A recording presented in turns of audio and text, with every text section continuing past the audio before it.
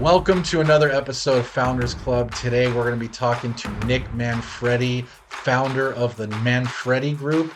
He's also an active real estate agent and investor who has negotiated hundreds of deals across multiple states with private clients, investors, and hedge funds. He's also the founder of one of the largest and most successful real estate investing clubs in Southern California, the Inland Empire Investors Forum. We're going to be talking about strategies that agents and investors can use right now to fill up your pipeline, how to build up your buyer's muscle so you and your clients will always be able to get great deals on real estate, and the biggest real estate opportunities that he sees in the next few years. If you have any questions, put them in the box down below. As always, make sure you judo chop that like button so other people just like you can find this video. Join our free Facebook group if you haven't already.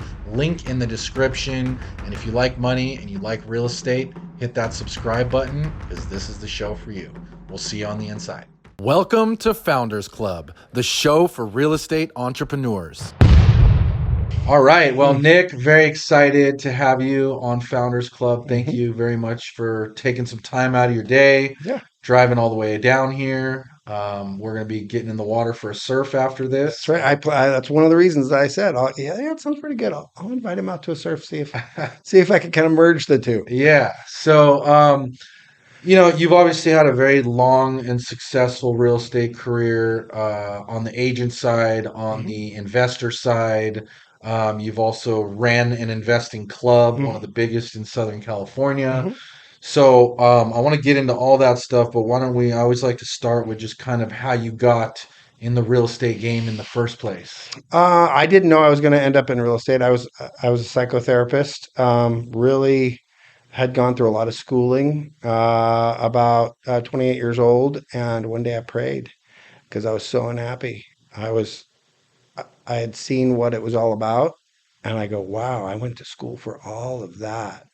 And all in one day, it just crushed me. I just said, this is not what I don't think I want to do my whole life. So I prayed, and I was talking to a buddy who I had known for quite a while, who was like totally not a pastor when I met him. Like we both did things shouldn't have been done, and we prayed together. And I said, all right, well, if you want me to continue to do this, I will.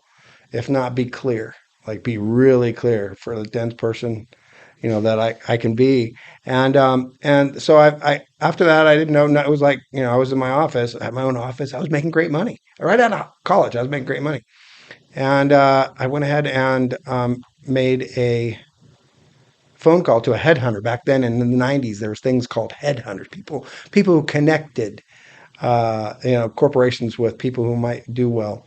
And I set an appointment for the next day, not thinking anything about it. I went to lunch, ate a blue cheese salad, and I came back. And my prayer was basically, hey, be clear if I'm supposed to do this. Maybe I'll be dutiful.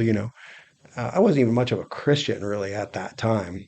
Um, but I was crying. I was not, long story short, came back in that 45 minutes or so time period after lunch, and uh, HR called me and I got laid off right then and there. And I'm, like when you go to the when you go and you go get your teeth worked on. I don't know if you ever get a little nervous, like, oh geez, what's going to happen. Boy, Yeah, and you kind of get nervous, that nervous laughter. And I had that because that was a Thursday, and on a Monday, my wife told me that we were pregnant with our first baby, and 30 days prior to that, I bought my first house. Wow. So there I was, and First house, new baby, just got laid off. prayed, going, Lord, be clear. Okay. And so now I'm giggling while I'm in the CEO of this, entity. There's hundreds of people that work here at this place. And I just sat there, and I was giggling like, this has to be real. Then my beeper goes off, and I said, if God is in this, I know this is going to be a job offer, but I didn't apply to anything. And so I asked the HR guy to go ahead and give me, can I use your phone? So I used his phone in his office, and it was a job offer for $10,000 more than what I was making. And it was like all this miraculous stuff was all happening. And I went to that appointment with that headhunter the next day. When I talked to him, I had a job. I mean, it was right before I left for lunch. And when I showed up, I didn't tell him I didn't have a job. I didn't have a job. And I picked a company, he had a little brochure, picked a company. It was a company called Experion, a data Credit company, company, yeah. but it didn't even exist. And I said, I'll talk to them because it looked, I had no idea what I was even looking at. Went and talked to them and it ended up being a company called First American that bought it. And so 5 weeks later, I felt like I was like a tool that had been fashioned. All of the things that weren't right with where I was, it was, when you take a Phillips head screwdriver, and if it's too small, it just strips Hmm. the nut. If it's too big, it doesn't even fit. I felt like I went, whoop, and I could just all my work, how much work you can do whenever it's a good fit. And in 5 weeks with that company, I had tripled my income. You know, at the time, this is the '90s. As I was making 180 grand a year, just going, what? I mean, today that's like over 300 grand, and I was just having a ball. I Hmm. perfect fit, and from there, that was a data company that, like, when you see all the automated valuations, when you look at appraisers, they tell you comparable sales and everything. That's what they used. And Mike Cantu became a client of mine, and a good friend to this day, a close friend to this day. I can say one of my closest real estate friend. And Bruce Norris became a client. This is all within the first couple of months. I So a mean, couple real estate legends. legends. Like, Yeah. I couldn't have done this. Hmm. And so I was making great money doing that. I got it down to working about 2 hours a day. And Mike and I were talking. So, yeah, you could probably do it, Nick. I think you can. I go, okay, I'll give it a whirl. And so I gave it a whirl with some, failures, for a period of time, not getting it just right away. But within short order, I was, you know, earning great money at that job. I was just incredible success with that. But then I'm buying 3 to 4 houses a month. And I'm going, what? And I never guessed that I would make, for that period of time, that much money. I'm in 2004. I'm in Fortune magazine. LA Times calls in 2004 and just going, what do you got? What are you doing? And I didn't design any of it. So when you say, I had to get started, I'd say it was the leverage point of our lives. That one Hmm. day that might be a boop. It was like a left turn. It was literally on that day. It's So amazing. yeah, it wasn't planned. So you had well, probably one of like the worst days of your life, or That's at right. least perceived, in terms of just bought a house, just had a baby, and Yep. just lost your job all at the Yep. same time. Yep. Ends up turning into one of the best opportunities in terms of shifting careers into Yep. from something you hated into something that you really enjoyed and were much more successful at. And then it sounds like you took the cash from that and started parlaying that into real estate deals. Is that Actually, I promised myself that I would only wholesale for the first year of my life because I wanted to focus, or year of my real estate life, because I just wanted to focus on becoming a good buyer. okay? Just that. Okay. I had talked to some people that just gave me really good, insight into what makes a real estate investor succeed. And Let's it talk was, about that. yeah, it's buying. It's, all the rest is, it's all important, but as an investor, you have to be able to buy. That's where the money's made. That's the rest of it is you can wholesale. There's people today, all they do is wholesale. Mm. I mean, they're going to, hopefully they get bored and they move on and they add to their career. But that increasing my buyer's muscle, those buyer's muscles are all important. And so I just said I'm going to focus completely on that, and I wouldn't allow myself as a discipline to rehab any houses, to take that money out. I was just getting to be a good buyer. I was and I get advice from Cantu.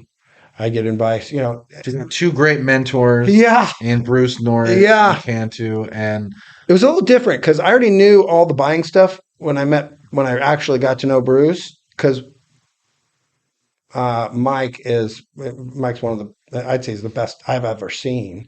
So I was already buying all the stuff. What Bruce only gave me, uh, and you could say a lot, but his ideas on market oscillations and predictive indexes, affordability, all that stuff. Mm. That's where the confidence, no matter what, I felt like I couldn't lose because I understood the market. Because Bruce does a spectacular job for California on what's going to happen. I don't know that anyone has ever Yeah. been even. He's spectacular at that. Yeah, So. check out his reports if you haven't already.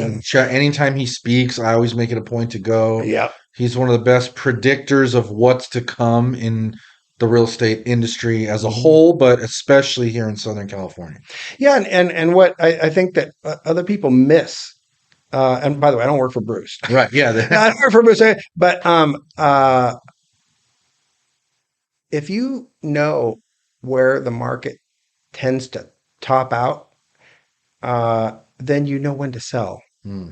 And you know, he was the first person to really put affordability, mass migration, and interest rate together to provide a repeatable number that we can see that has happened.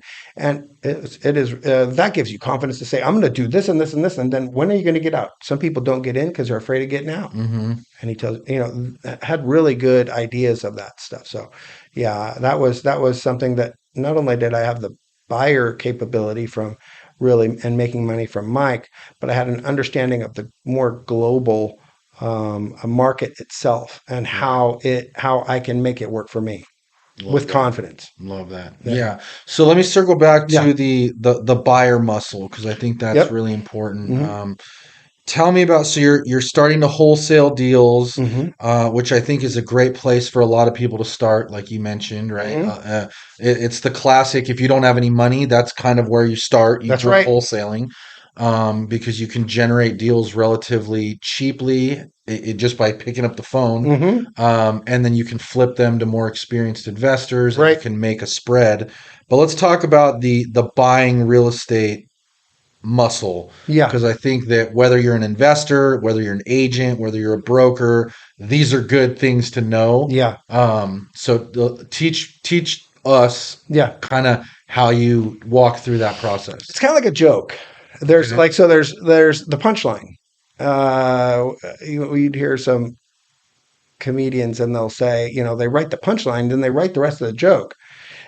When we're buying properties, it's the same way. You still have to get to really this. I figured out I needed to get to this.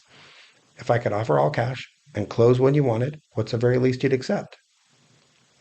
So you can say all the other stuff and read that, but ultimately you need to get that answer. Mm, And you also, so that was that being, loquacious, being someone who talks, and not afraid I like people. I really like people. I really, I love this job. I get to help out. I have thank yous from today from people that I bought their house. They're mm, like, thank you so much. mm, You made it so easy. But I know that sounds salesy and everything, but it's true. But in terms of getting to become a good buyer, which is really sales, mm. it's if I could offer all cash and close quickly, what's the very least you'd accept? Or write that 5 different ways because I love that as just like boiling it down to something very simple. that's as simple. Yeah, that's as simple. And I realized that I needed, we're all reading sales books and everything, and sharpening that saw. There's no stasis. You always have to improve. And so I knew that most sellers, they were like horses, a stud. If you have a stud and you want to go ahead and get that horse and a good picture of it, if you try and move its foot because its foot is in the wrong place, it'll move it right back to where it was. You never get a good picture. Sorry. So you got to walk that horse around again and then set it up so you can maybe take a picture. And if it's not in a good position, you need to walk it around again. So I made sure I had 5 different ways at least to ask that same question. If I could offer all cash and close quickly, what's the very least you'd accept? If I could close when you wanted and get you on your way to Wisconsin, what's the very least you'd feel comfortable moving forward with? Right. Yeah, I mean, exactly. same dang Yeah. thing. So that same question being asked 5 times or five, so that because they're never going to give you the answer usually the first time around. Right. It's great when they do, but that's not usually going to be the case. So I needed to be talkative enough and build rapport enough and like them to have them feel comfortable enough to answer that Okay. question. But we could talk about everything under the sun, but that's the now buyer's muscles. You also need to have, you can have lures. You got to be fishing. You got to send out, with all the stuff we're doing now. But back then it was just mailers in the 90s. And you got to have people calling you. But ultimately, it comes down to asking that question in a way that makes the person feel comfortable Hmm. to say, "Can I do it for this?" Hmm. So that's. I mean, hopefully that. Yeah, no, I like that. I love that question. I also think that's a great question to ask on a listing, really. Like Yeah, it's like, oh, how much do you want to get? They're going to give you their high number, yeah, right? yeah, Well, okay, assuming I brought you the perfect buyer and it was a clean deal, it could yeah, close quickly, what's the least amount you would take? yeah, Oh, boom. You don't even need to mention it. You don't need to go any further than that, but keep that in your back pocket because now you know that for down the road if it needs to, yeah. get addressed. And also, you could talk about their. I would talk about their wants, and I do with being. You can do it with as being a realtor as well. Of course, I'm licensed and everything, and yeah, you could do it as a realtor. But I would focus on what is it that they want. Mm, Not let's not talk about the money and the sales price. hmm. That's a number. Hmm. So what is it that you were looking to? What is movement forward? What does it look like? Oh, I want to take my RV and I want to go 4 months a year to go and do this. Okay, all right. So cash in your hand. Then we're talking about your house. Cash in your hand when we close escrow. When we do, what's the number? What does that number look Hmm. like? Hmm. And still get you where you. So now all of a sudden you're talking about what they Right. want and their vision, but you're still talking about ultimately what do they owe, and then will you snap on how much they need cash in their Right. pocket? But you're not saying, "Come on, sell me your house." That's not going to be good. Right. But yeah, there's lots of different ways to ask that question of all of the people that need to unown a house. Need to unown a house. I Unown a like it. house. So you also touched on having a lot of lures in the water. Mm-hmm. I think part of the buyer muscle, let's call it, Mm-hmm. is being able to find deals, right? Getting Right. people to raise their hand Right. to have those conversations. So Mm-hmm. what are some strategies that are working well for getting people to raise their hand? Their strategy. Well, I'm a little embarrassed with how much I kind of am doing right now because you just kind of want one to say if you're really good at, I do this one thing, I do it so good. But the market has changed, and specifically, what's changed since call it '08 is the amount of data that's available to all parties, Hmm. to competitors, Yeah. to agents. That is a game changer. It's not going to be like it was prior to '08 ever again. Hmm. And so that has brought bigger players in. You've seen the real estate companies that are pseudo real estate. They act like investors. They're making offers, but then they're kind of wholesaling properties and creating a double dip, if you were.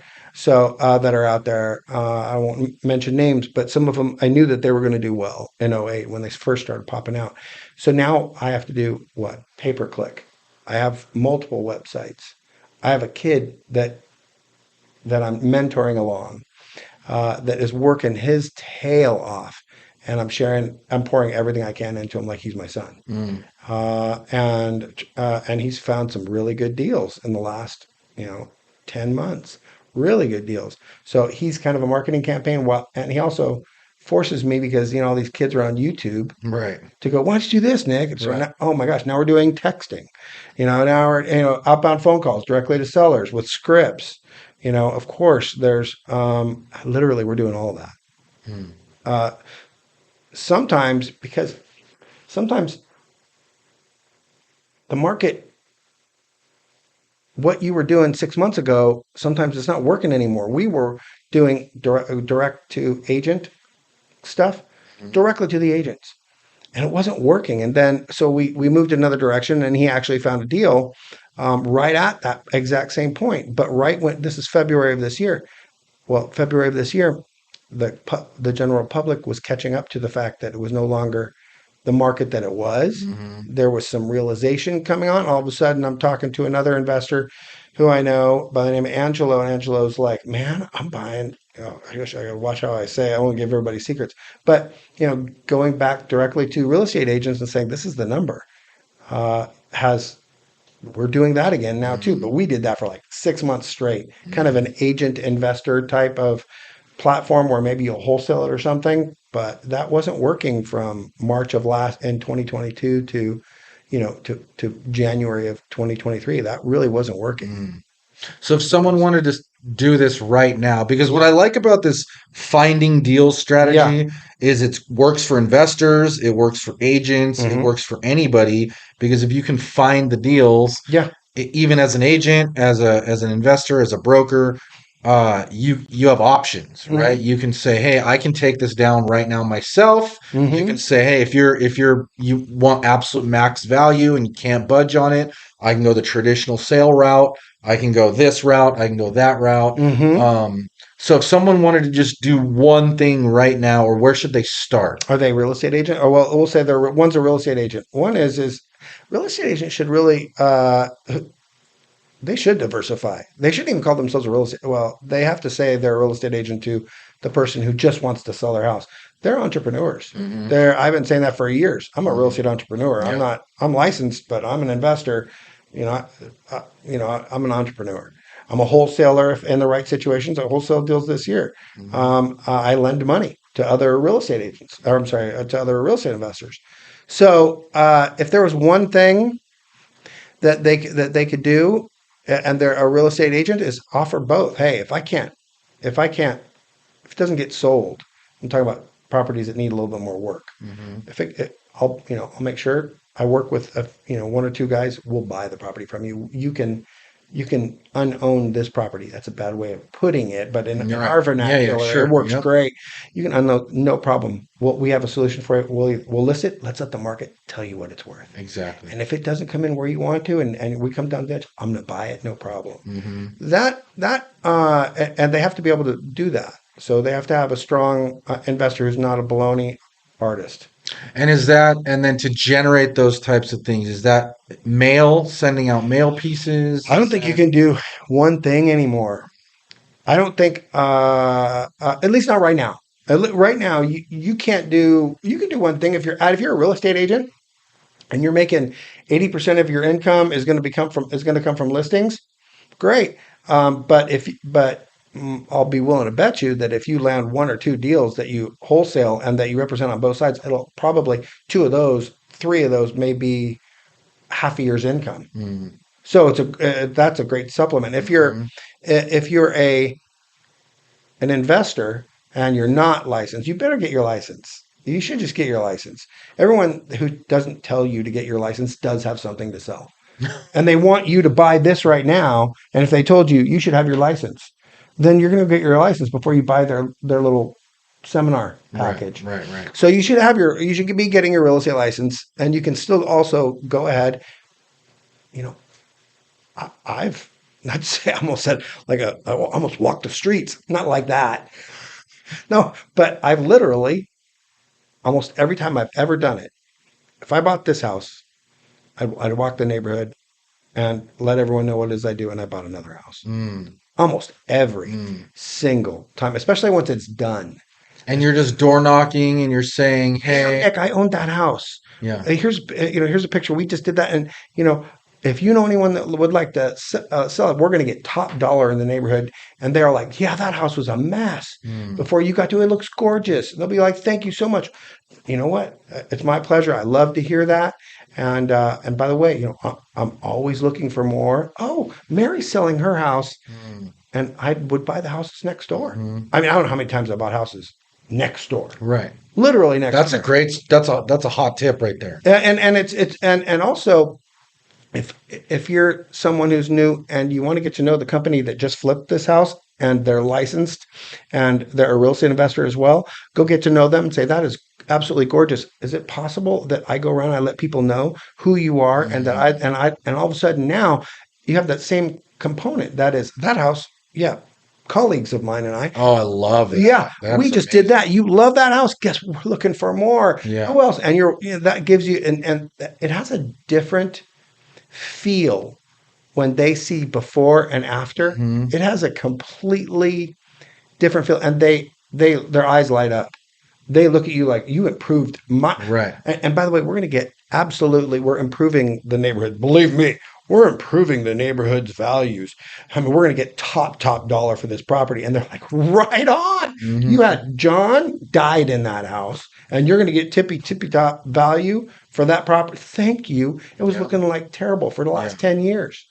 Yeah, I love. I mean, that's an incredible strategy. Yeah, Like that, I love that you're borrowing yeah, credibility yeah. from the investor. So Yeah. you didn't put up the money, you didn't do the deal, you didn't do anything, but let's say you're working a farm or whatever, you find a nice home that was just flipped, contact the people that flipped it, Hmm.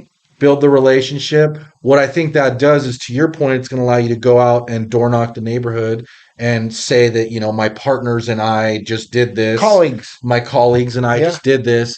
But it's also going to give you a chance to line up another investor that, if you do find another deal, will automatically buy He it from knows the you. neighborhood. Right. He By knows the the way, neighborhood. He knows you the know the price. costs. Yep. You know that the price he bought at, and so Hmm. when you say, "Well, we bought that one for," Right. For so this now much. you have credibility Yeah. as to, in order to get it to there, it takes money, and they see all the money that was spent. It's purchased right about here, Mm, so and we can close when you want. So if we offered cash and close when you wanted, what's the very least you'd feel comfortable moving forward with? right. Boom! I would just deal after deal after deal. Mm, that's good right there. That I'm lazy. I used to do like small group settings, called them think tanks, and and and I don't do them anymore because sometimes just small group, call it 12 people. It was fun to do with them, but sometimes they wouldn't do the strategies, the take action. Mhm. And so one day I said, "Look, guys, why aren't you doing that?" "Well, it just doesn't work." So I did it, and I bought the house next door. Yeah, it's great. I mean, that's incredible right there. And I go, "See, you guys can do this," Yeah, yeah. So Anybody could do that anybody can right do that. now with no money, no nothing. Like, you could literally do that right now You've today. got everything at your fingertip. Yep. You just call them, say, and call, if someone called me, I buy houses. Yeah. You know what? Nick, I saw the beautiful job you did at 123 Main Street. I work that neighborhood, and I'm wondering if it would be okay if I found one. Would you be interested if I brought it to you if the numbers were somewhat similar to what you bought that property for? Mhm. No. Yeah. Yeah. So I might suggest that I might let them know that we know each other and turn you on to them. Would that be okay with you? Yes, it would. Boom. Yep. And Yep. you could how many properties are flipped? They're all over the city that you live in. Oh, 100%. All Yeah. over. All over the I'm thinking place. of one right now that's Yeah. actually in my neighborhood. I mean, it was just an absolute dump. Like, it was, it just looked terrible. Someone bought it, investor came in, bought it, and I mean, did an incredible Yeah. job on it. Like, it looks amazing now. Yeah. And so, to just run that strategy, door knock the whole neighborhood, You you're get you get sure to to know get everyone. deals, you're sure to get listings, you're sure to get You all. have someone you can wholesale to right then and there, and you know Yep. that they can perform. Yep. You can see on different applications, where did they get their money? Did they really Yep. pay cash or did they get a hard money loan? Mm. You can see everything. That's one way.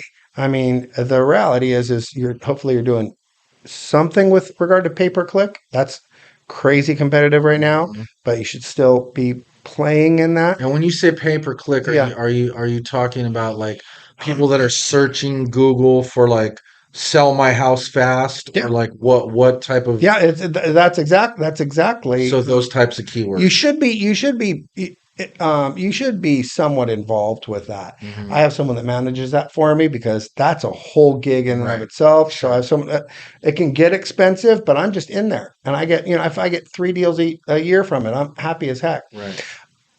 The thing that is different that from an old guy's perspective to today is I touched on it. This is crazy important, probably one of the most important things that I could say. Um, in the old days, there wasn't all this data. So there's a book out there called The Most Important Thing. And actually, a buddy of mine who's younger than me has made way more money, worth $100 million, said, "Nick, you ought to read this book."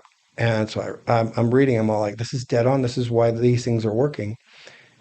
There's so much data available that this, at least in Southern California, shall we say, or in California, we'll say any, metropolitan area, there's so much data that our markets are acting more like the stock market.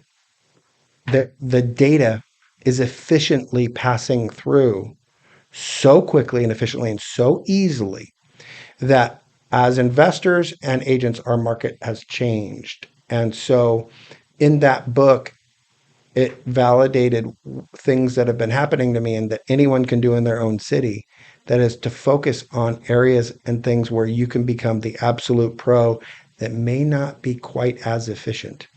That is an example of efficient data in real estate.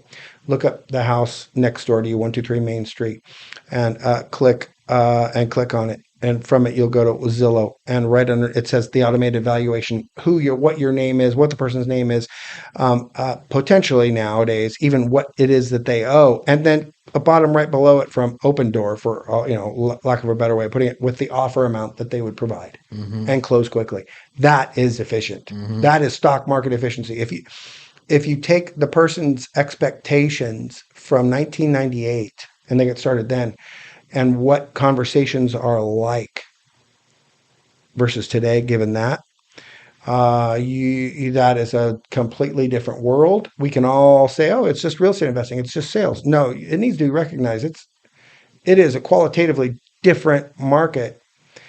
And then, okay, where can Nick Manfredi, where can Oliver find areas that are less efficient with the data and with the numbers of people who are willing to even go into that? Okay. So So what does that look like? I'll say for Riverside County has stuff that a lot of people don't want and don't understand. They're out in my area. I mean, it's saturated. It's more saturated than it was, but you have mobile homes on land, not in parks, not Mary's mobile home park. Right. And It's a little more rural, nice piece of land with a mobile home on mobile home on it. And then, there's so many layers of things that I needed to know about that to actually know what it was worth. Because literally the year built from 1976 to 1977, just that can be $200,000, $300,000 difference because of 433s, which is what? A permanent foundation, which is what? Nothing really. It's just so you find areas within your own county. Now, 90% of all the the properties that are mobile homes on their own land, 90% of them are, if you take all of Southern California, from LA, San Diego, all of them, 90% are in Riverside County. it. Oh But wow. but every single county has their areas of inefficient pockets. Mm-hmm. They have you have specifics. Wow, that exists in San Diego County, and frequently the if you see this on people's faces, that's it. That's where you go. Right. That's where that inefficient market, because people, if you talk to someone in LA or in San Diego, and it's become far more popular now. When I first got into it with mobile homes, 8 years ago, no one even wanted the things. I mean, nobody wanted them. And now it's a bit more saturated, and I'm moving to other inefficient markets. Mm-hmm. But that's where we, as an industry, as investors, realtors still need to sell single family residences. We're not going to their job isn't going to go anywhere. The volume's going to drop, but they're not going anywhere. Investors have a lot of competition from larger real estate agencies, from Open Door, Right. stuff online, BlackRock. all of them. Right. And so we have a qualitatively different market. And so BlackRock can't possibly be efficient, and Open Door can't possibly be efficient in every area where there's inefficient pockets. Yeah. They're looking for volume. So being aware of that, and then saying, how can I adapt that? Where am I going to be looking for that? Look for ugly faces. Look for question marks in our industry on that. There's going to be money there that There's far less competition. The in the book he said this, and it's true for me. The minute that the author said he was going to focus all of his time, this is going back from the 60s, all of his time on inefficient markets, because efficient markets can't be gamed. Mm. The minute he said he would only focus his time on inefficient markets was the change in his entire career. And he makes superior returns as a result of just that realization and focus. Makes total sense. I mean, there's going to be less competition. There's going to be less saturation, to your Mm-hmm. point. So when you say, inefficient markets in real estate, is that like property types? Is that Yeah. neighborhoods? Is that like probates and divorce situations? Or I would say, in my opinion, it would be anything other than a single family residence. okay, I'm not saying don't go out. We sure, all have to right? go after single family Yeah, yeah, residence, yeah, yeah. but get good at something that's outside Right. and get really good at it and Hmm. invest it. And um, Mike Cantu once said, Nick, you've been buying these and Wholesome. Why don't you start to say that you'll ask the people if they're willing to or would like to take monthly payments? And I'm all like, okay, how does that look? And he said, all right, so what you do is you offer them, and he gave me the script. Which one would you rather have? All cash, I can pay this amount, or I can pay $10,000 more. And so the first deal I kept, my first deal, I didn't know that he said he meant it for second trust deeds. But the owner was a professor. He had a 3-story house in Dana Point, right overlooking the surf spot we were talking about earlier. Hmm. Domain. He was and so wealthy, very Hmm. wealthy. And I said, which one would you rather have? $196,000 cash or $206,000? I'll give you $10,000 down, and then which I would leave him that left $196,000 that I owed him. So I said, I'll give you $1,000 a month for 196 months, which is 0% interest. Yeah. And he said, I'll take that one. And I said, what do you Great. know about that? Yeah. So everything that Yeah. my mentor, I took as a challenge. I have to do it that way. Yeah. I wasn't, because I was focused on becoming a good buyer. I wasn't focused on the money. I was focused on every single way subject to Hmm. by on the courthouse steps. But I was focused on methods that I knew would always stand me in good stead to survive Mm. and make more money. Yeah, I like I was that. focused on methods. I wasn't focused on the money per That's se. great. Yeah. Yeah, it's a Did that great answer way your to look at it. question? Yeah, absolutely. Yeah, for sure. And I think that's hugely important, because if you can become an expert in something that is less common, then you're Mm-hmm. just going to get all the referrals in those. Your phone starts to ring as opposed to you constantly having to dial out, right? You're a bigger, If, small pond. just say like land, for example, if Yeah. you become the expert on land deals, how many land deal experts are there in, let's say, all of San Diego? Probably not very many. Yeah. When you can use that to stand out, you can use that to buy deals. You'll be able to spot deals faster. Yeah, So all that there's a young is kid who's like this young kid I'm talking to, and he was like, I told him, "You're doing this." So he's 26. He has no 27. He doesn't know what he's doing. Red hair, nice, really nice kid and everything, working hard. And what is he doing? He would find land that was on a paved street, and he knows because he found out how to build a duplex from a manufactured home and what the exact cost would be. So he knew what his buy price was going to be. And then what he did is he found other investors that wanted to partner, and he's getting a percentage of mm, every and I talked to him because I funded one of his deals, and he did great on it. We did great on it. And then he said he didn't have any deals going on. And then I talked to him like a month and a half later, and he had 5 projects going. He's like, I can't right now. I'm swamped, Nick. What's going on? And he told me about the returns. So returns are 12% on the duplex. Well, you know how many investors would love to have a yeah, 12% return? yeah, 100%. A lot. Boom. And so I'm all like, so he's installing duplexes on property that has a paved road and has some type of access to electric, water, the utilities. And he's going to make a bucket load of dough, but he's the pro at that now. Mm-hmm. And now he has And now he can do it again and again and again. he had five Right. in 6 or 7 weeks. He had five, Yeah. and they were big deals. They were like each one of them was $500,000. So he just put together. I don't know how many that is. Five. What is that? $2.5 million worth of stuff. But he was not only being the agent, he was also being a partial investor in it. Mm-hmm. Mm-hmm. That's unique. Yep. But those are everywhere. So every city is going to say yes and no to specific types of investments. But inefficient markets is a place that regular guys that own small real estate and Mm-hmm. mom and pop, if you want to call us that, real estate investment companies, or under 5 employees, we should be focusing on that. Mm-hmm. If you're bummed out and frustrated because Open Door is getting listings, well, then we need to weave.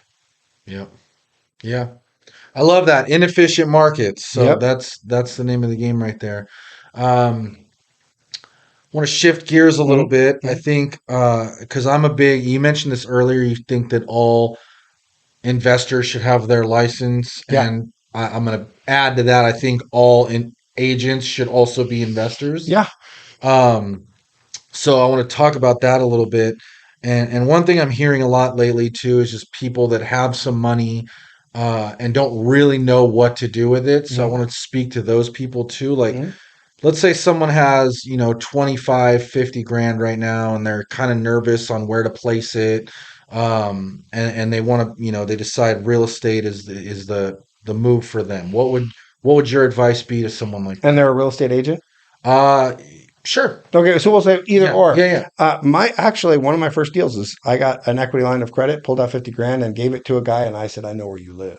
I was so out of it, even though I had pockets of experience. I didn't know the difference between a grant deed and a trust deed. I didn't know. I mean, I was green as green can be, but I Mhm. wanted to get involved in it. Having money, and then saying, well, I would encourage someone to get the trust deed. Get a trust deed that's recorded by a title company, but you can fund rehabs with that. So, an example. Okay. From 2011 to 2014, I had these two real estate agents. I had these two real estate people. One owned an investment company. One owned a rather large realty office, and they were working together. And they were doing enough deals where they didn't have enough money for all the rehabs and the bridge between whatever the hard money lender would supply and then the purchase price. So I Hmm. said, I'll fund all your deals, but I want 25%. Mm. So an agent, well, let's assume they're an agent for a moment. Then they can say, I got 50 grand. I'll fund your rehab. Looks like it's about a $50,000 rehab. I want to just give me a trustee that's recorded. I'll fund that. And I'd like to be the realtor on the sale side of things. And I'd like, if it's okay with you, 10% return on my investment. I mean, they're hitting on every single angle. Hmm. So, and what's great about that kind of an approach is, especially if they're this is what I was always looking for, someone experienced. I was concerned when I first started. I'm married, right? That I wanted to value this career, and I didn't want it to go away. I saw a real opportunity, but I didn't want my tongue to fall out and to be panting for this deal, and I didn't know it. I wanted to off all of the liability, all of it with a trustee. You're going to get your money back. You're going to get that 10%, and you're probably going to get that listing, like you said. But if they're experienced, they're going to know. So that investor should know. I would say that's an high. By the way, I'm a real estate agent. I'll fund your rehabs. You know how many investors, if they're successful and they have, I tell people this, and they'll think of 4 deals a month. You just count one deal a month. One deal a month. If you're successful, we'll call it January, you buy one deal, but then you buy another one in February and then another one in March. Do that for 6 months. The bridge loan, you're probably out $1 million. So you better have $1 million liquid cash. And for the rehabs, probably on average, what, 65,000 bucks? Hmm. 65. times 6. That's another 360. You're up $1.5 million. Most of the people working as hard as we do, we don't like to have that much money hanging around because it's after tax dollars. Mm-hmm. So being an agent with some dough or access to dough or bringing some people together is a way to get yourself into a lot of those deals and off the liability. So if I'm hearing you correct, I just want to run through this. So let's say Johnny has 50K he wants to invest. Hmm.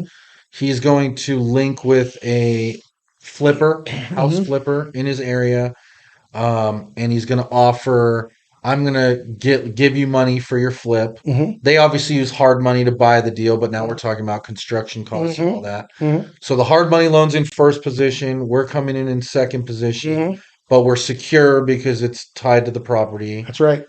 You already know the purchase price is less than market value, so it's safe. Hmm. Um, and then you're saying they would get an interest rate on that, or a percentage of the deal, or it just You depends on can how write you it in. link it. I write them all ways, but you have to watch not to go over, 10% because of usury.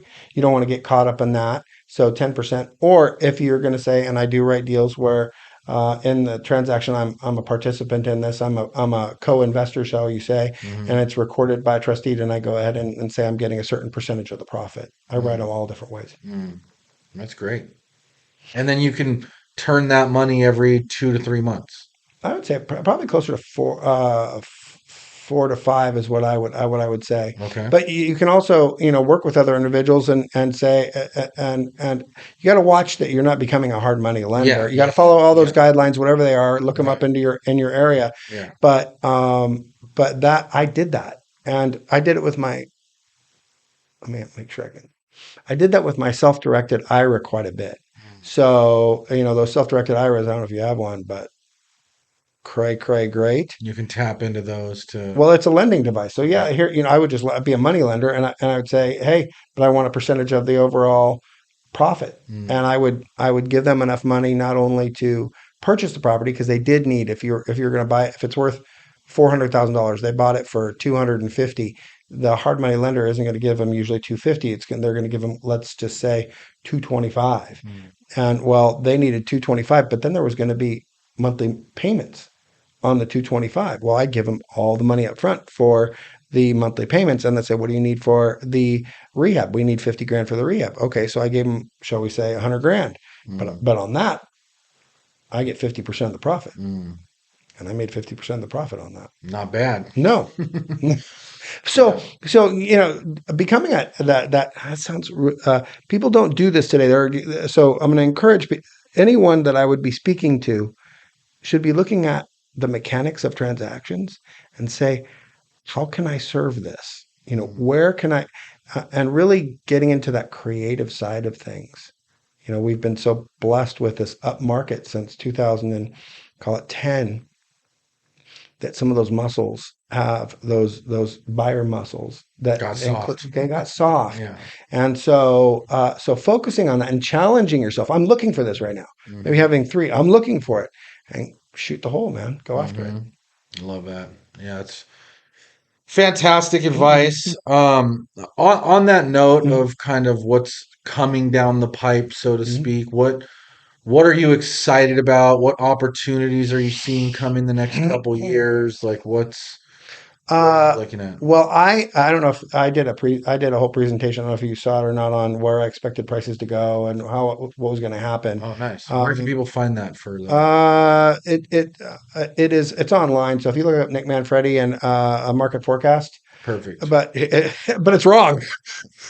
But there's good reasons it's wrong. And it's helpful to know, hey, because I look at data, I look at affordability. And so if you go over the last, 45, 50 years worth of affordability, it oscillates. It goes, we get a low affordability. You can look up the definition someplace else, but when only 17% of the people can afford a median price property, we typically then we start rising up. And the median, if you go 50 years, the median affordability number is 30. So when we get so low that only 17% of the people can afford a median price property, we usually turn around. This time we started to. And because of the numbers of properties that were listed and the shock to the system and the interest rate increases, we lost. In some counties, they were down 20%, and then it's all come back. Mm. Well, why? Because people don't want to sell their houses. So I said, if the data, I'm just looking at the comparable sales data. If I look at the data said that we were going to lose, a, believe it or not, like 45% of our value, and we were on that track. In less than a year, we had dropped in some areas 20%, some areas 10%, Mm. but call it 15%. In a year, it would only take three to drop. Mm. But because of interest rates going from 3 to 7, no one wants to sell their 3 and assume and get into a 7. So that's why we have no supply. And as a result of that, property values started, as we've seen, increase. And we're right at that 17% affordability again. And so what does that mean? What do I expect? I expect prices to decrease. That's what it should do. But if no one's going to sell, if so few people are going to sell their property, which other people said that was going to happen, and I didn't see that being, it wasn't persuasive, but those individuals were right. Mm. And as a result, if it stays at 17% affordability, and it stays this year at 17% affordability, next year and the following year and the following year, because no one wants to really sell their homes, I should say, not very few people want to sell, so supply is cut. After 4 years, and if prices stay pretty much right where they're at, they're not going up, what percentage of those people don't have any equity? Mm. If they're FHA buyers, they ain't got none. Mm. That becomes a top heavy market. So what's great is it diminishes risk for us as investors. We're playing more. Mm-hmm. We're not worried about diminishment in prices like we saw from 2007 to 2009. Where it just fell off a cliff. Yeah, I couldn't buy anything at that time. Right. I couldn't buy anything. No one believed, but now it's a little bit, it's not ever happened really. Maybe you could say from 80 to 84, there were some similarities to this, but as a result of that, you were going to end up with an increasing number of owners that have no equity. That's what's keeping property values up now. Mm. Now they have a lot of equity. They don't want a 7% loan. As the number of transactions continues, if that continues and we don't drop, then we're going to have a much longer cycle of nothing happening, like nothing. Mm. But what happens is down the road, 5 years, 6 years, 7 years, these people that still have no equity, it takes 10% to sell the house. Mm-hmm. They got nowhere else to go. So you're still going to have what I call the 5 or 6 Ds: death, drugs, divorce, don't have a job, dilapidation, and deadbeat tenants. All that stuff's still going to happen. Yeah. And so as investors, it actually increases. Mm. It actually gets better. Mm. There's more need for us in our creative solutions. Yeah. So what do I see happening? I would like to see property values decrease. No matter what, affordability will increase, because no matter what, that'll happen. Why? We're seeing some wage inflation now, but if we have 4% wage inflation for 5 years, affordability goes up simply because we have wage inflation Right. that went up. Yeah. So that'll take care of itself, but people won't be excited about real estate. Not like, whoo, Yeah. less hairdressers trying to flip houses. Yeah. That's what I see. That's what I see happening. Yeah. No, that's an interesting take. I think you've got a lot of good points there. I also think, to your point, a lot of people are just sitting on their houses because even if they had kids move out and they want to downsize, or they Mhm. had another kid and want to upsize, they don't want to get rid of their 3.1% Mhm. 30-year fixed to take a 7.4% or whatever it is 30-year fixed. Mhm. And so we got a little bit of a log jam. So I'm curious to see how that shakes out. Yeah, I don't think that they're, what we could see though. We're not seeing it yet, not in large volume. Maybe some people are, but where people start getting seconds and taking out seconds to pull out, to pay off, because they really didn't change their spending habits, and so they're taking out loans that are real estate loans because they're lower than their credit card loans or what have you. We could see the market, lenders still want to make money. Hmm. That industry is dying on the vine right now, and they still want to make money. So I could see some creative products that they bring out that is attractive and needed by the market that could also go ahead and cause people to pull the trigger on that and then have, hey, what's my house worth? I don't have any equity. I can see that happening Mm-hmm. over time. Mm-hmm. But I would say if some of the prognosticators are right, in 4 to 5 years, it's going to be it'll always be a fun market, but we'll start to see the fruit of people buying and not having any equity. Mm-hmm. I think that's likely to happen. The other option is if I don't. It seems like we should have had it already, but the job loss recession that has not come about. Has not Everybody's been translated talking yet. about it. You see everything, Yeah. and even I thought, okay, it looks like this could happen. But there's Chris Thornburg, Logan Motoshami, good guys that I listened to. They're like, this isn't going to happen, and they were saying it whenever everyone was saying it wasn't going to happen. When everybody else said, yeah, it's going to happen. We're going to have a big recession. It hasn't happened. And as a result, if we have, but we'll say, for instance, it does. Well, then we'll see the price decreases much faster and people listing their homes and supply increase. Yeah. It's really all about our prices. 100% is about supply. Supply right now. 100%. Yeah, absolutely. 100% of it. That's Absolutely. what's keeping it. What's interesting is that it's staying right where it is with such low supply. People say, oh, demand is so high. Baloney. Demand is not high right now. If prices aren't dramatically increasing, even past 17 or lower than 17%, then it's really that our demand. This might be boring. I don't want to bore everybody with this No, we're bullshit. good. We're good. We're good. We're good. But if that job loss recession occurs, then that demand will stay right where it's at, but supply will We'll go way increase, up. and And that's a bad mix. That's yeah, a bad mix. because then prices do start to come pretty quickly And then why down. do you buy? Right. Why do you buy? Yeah. Yeah. You don't buy because and it's rents in Southern California are still way lower than what you're going to buy it for. Right.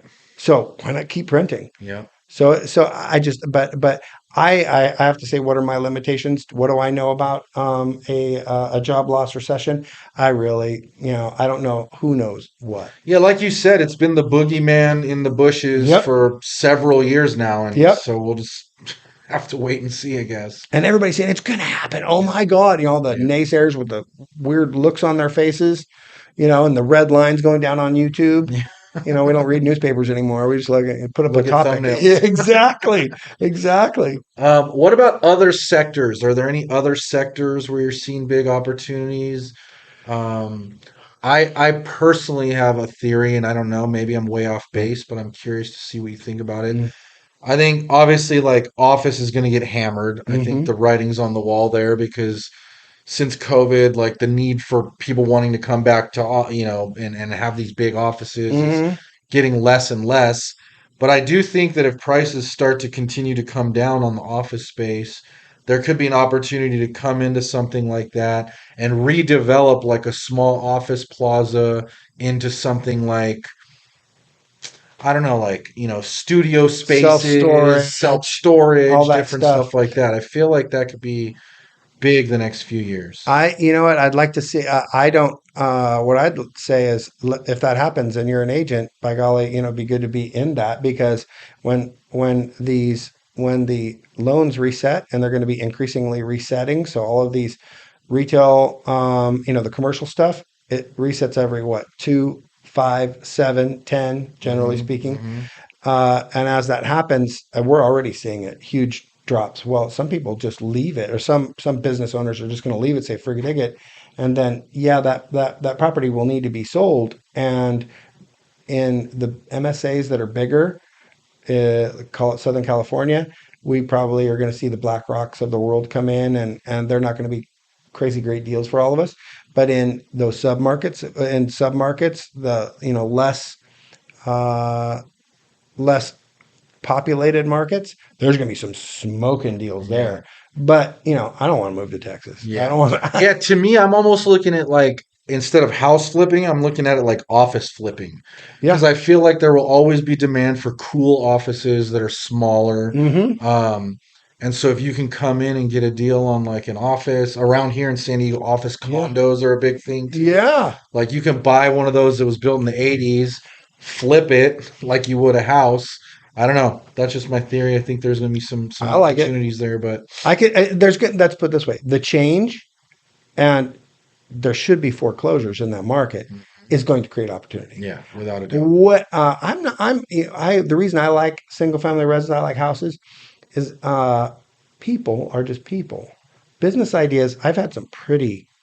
I created the first short sale processing company in 2006 because I sold all my properties in '05, moved them to Texas and created the short sale processor, thinking it was so astute.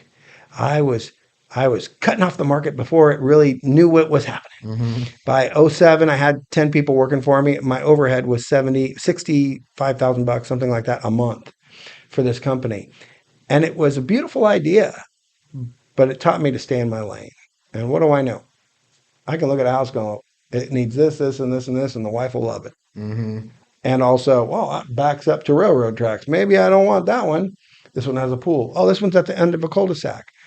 The herd is a lot easier for me to predict.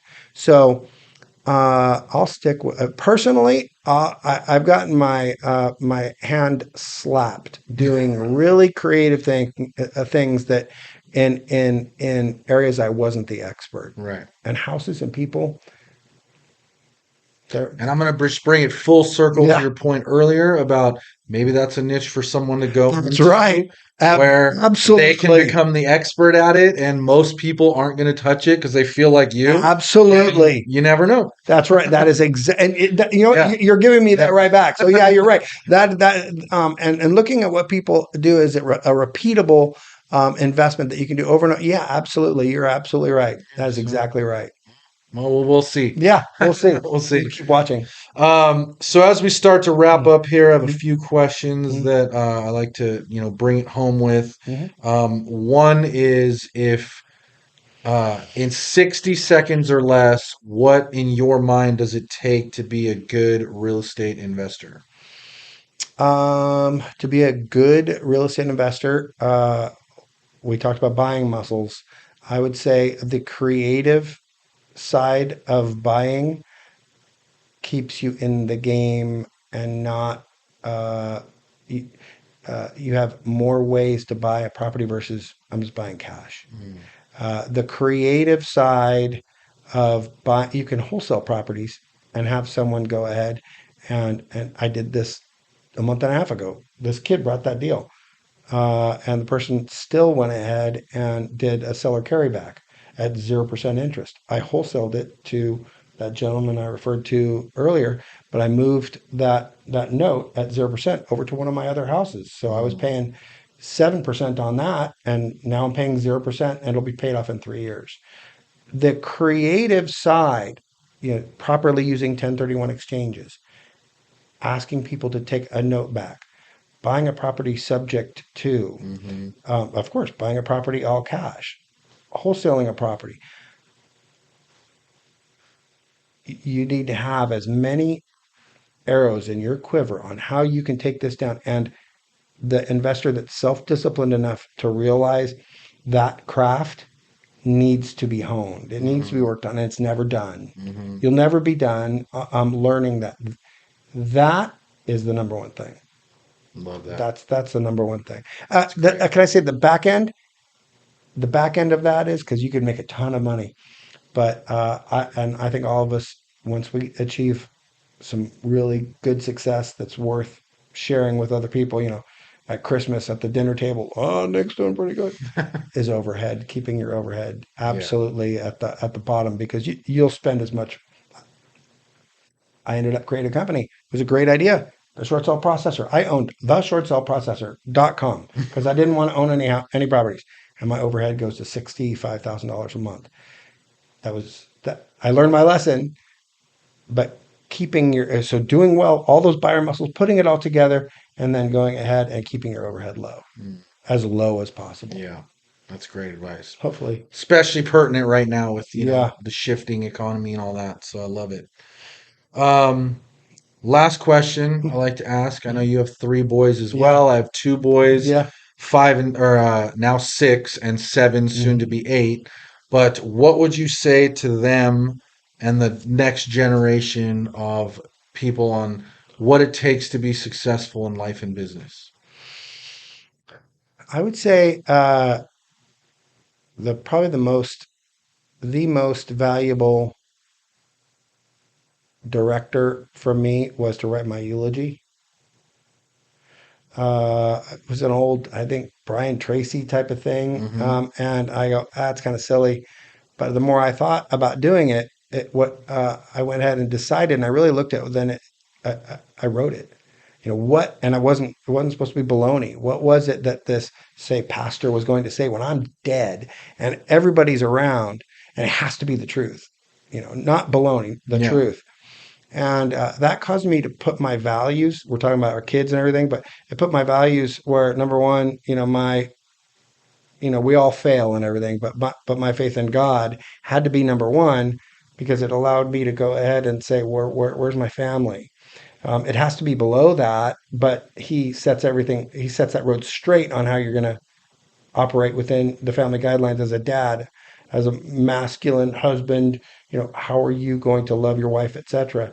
And then underneath that is then you get to either your health or wealth. And for me, the next one was wealth. And then it was, health. And then it was our avocation, surfing or what have you. Was Mm-hmm. those things come last? That gave me when I would step outside of that. Um, I didn't allow me to step outside because I was being false. Mm. I was being false. I've stepped out of all of them to some degree. Like no one can come to be perfectly faithful, etc. That's baloney. But I knew when I was out, and so that eulogy is probably the thing that will set their life on the right course. We talked about fulfillment. Anyone who's baseball players are committing suicide, making millions of dollars and playing a game. Everything becomes a job. Mm. Surfing, Kelly Slater, surfing can become just a job, and Yeah. people kill themselves on drugs. They don't find fulfillment in your job. You're not going to find fulfillment. So by writing that, by getting your values in order properly, by writing that eulogy and then living by that, that's the life I want to create. That's what I want. I think that will set them on the right path professionally, but their profession does not. There were months where I made more money I ever thought I would, and they were some of the most unhappy months I've ever had. Hmm. So as cliche as that is, I remember I was at a I was that was a long answer. This was not 60 seconds. No, this is good. So I remember I was at a party. It was my party in my backyard, and there was a policeman that lived down the street, and he asked how much money I was making, and I probably shouldn't have said. But he was like, "No way, you are not making that much." I'm like, yeah, I am. And it was like at the time, this is the '90s, like 40 grand a month that I had been making. That was a lot of money back then. And and what he didn't know was my son. I have one son who's autistic, and it was crashing down that month. There's no amount of money Yeah, right. that doesn't. So if one is thinking that their profession, their real estate career is going to provide the lie that America says, do what you love and you'll never have to work again in your life. That's baloney. We enjoy it. We have a good time, have joy, friends, make long life friends and everything. But you are not going to be fulfilled by your job. That is not going to happen. And so that eulogy really puts things in perspective. Be honest with it. I mean, who wants to write? Who wants the guy to say, boy, he worked out all the time? I mean, his wife didn't see him very often, and his kids didn't even know him. But he could drink with the best of us. No one wants Right. Yeah. no one wants anyone to say that. Write what Very actually you true. would want them to say.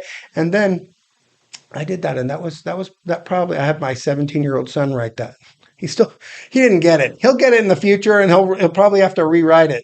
He didn't understand why he was writing it, but he was 17 and writing that eulogy, and I think that really maybe we have to be a little bit more mature than 17, but I think that would be number I one. think that's really good. Yeah, because it start with the end in mind, right? They That's always right. say that. So that literally is the end. You're dead. What did you want to be remembered for? Yeah. And then let's work backwards from that on how to live our lives to head in that direction. Kind At of least creates they did. a What did they North Star. say? Right. Oh, we can only speak the truth.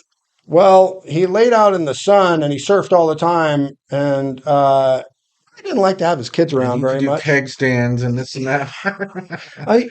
it's Like it gonna be doesn't matter. the truth, 100% of the truth, what are they saying? And that will usually put your values the way that in the order they should be. I mean, you shouldn't have workout number one. I mean, there are times where we work out more. There's times where we get out of balance and we have to work more than we ever wanted to. Hmm. We're out of balance. That's normal life. But we should be operating so that we get the things that we value that should be in the right order. There should be an order to them that's healthy. I mean, if you could only pick one, hopefully it isn't your job, because if you don't work on your health, you're going to have a heart attack at 40. Hmm. So there should be an order to that. And that's probably the number one thing that not everybody's meant to be a real estate investor for their whole life. Not That's good. everybody's, you know. Yeah, that's really good. Start with the end in mind, write your eulogy, Mm-hmm. and live your life in that direction. Mm-hmm. It's a good North Star to follow. Yeah, absolutely. Well, think about that. Think about the number of people who I always think of the opposite. Yeah, that's a good thing to do. We're talking about. Think of just doing the absolute opposite of that. Think about the mental anxiety of the person that does that. That's Just blowing in the wind. Yeah. Hmm. good stuff. Yeah. Well, perfect spot to end it. We got some waves to catch, so we're gonna go Yeah, do that. yeah. As always, thanks again, Nick. Hmm. Really appreciate you coming on. If people want to connect with you, what's the best way to do that? TheManfrediGroup.com. You can look up NickManfredi.com or The Manfredi Group. They'll all get to me. Perfect. So if you want to learn more from Nick, check him out. As always, if you like money and you like real estate, hit that subscribe button because this is the show for you, and we'll see you on the next one.